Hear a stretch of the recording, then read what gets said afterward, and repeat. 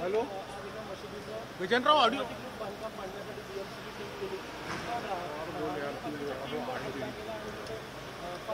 झाला असं आहे की या संदर्भात माननीय न्यायालयाचे निर्णय आहेत.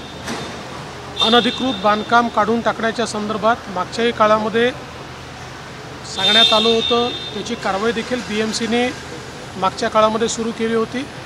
त्यावेळेस अशी विनंती आली होती की ईद झाल्यानंतर हे अतिक्रमण काढण्यात येईल. आज देखील टीम त्या ठिकाणी गेली होती. त्यावेळेस त्यांनी सांगितलं आहे की पुढच्या 4-5 दिवसात आम्हीच ते अतिक्रमण काढतो. त्यामुळे ती टीम त्या ठिकाणून परत आलेली आहे. कुठल्याही परिस्थितीमध्ये लॉ अँड ऑर्डरची सिच्युएशन करून कोणी अडथळा निर्माण करेल तर ते योग्य होणार नाही. मला विश्वास आहे की त्यांनी ज्या प्रकारे BMCला लेखी दिलेला आहे त्याप्रमाणे पुढची कारवाई ते करतील. बच्चू कडू म्हटले की तिसऱ्या आघाडीचा मुख्यमंत्री होईल महाराष्ट्रात. प्रत्येकाला असं वाटतं की आपल्या आघाडीचा मुख्यमंत्री होईल, त्यात काय वावग आहे.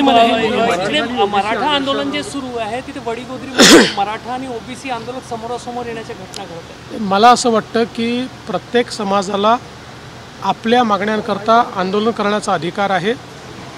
पण हे करत असताना कुठेही हिंसा होणार नाही. दोन समाज एकमेकासमोर येणार नाही. समाजात तेढ निर्माण होणार नाही. समाजामध्ये कुठली हिंसा होणार नाही. याची दक्षता ही त्या समाजाच्या नेत्यांनी किंवा जे आंदोलन करतात त्यांनी घेतली पाहिजे. धारावी सर. Thank you sir.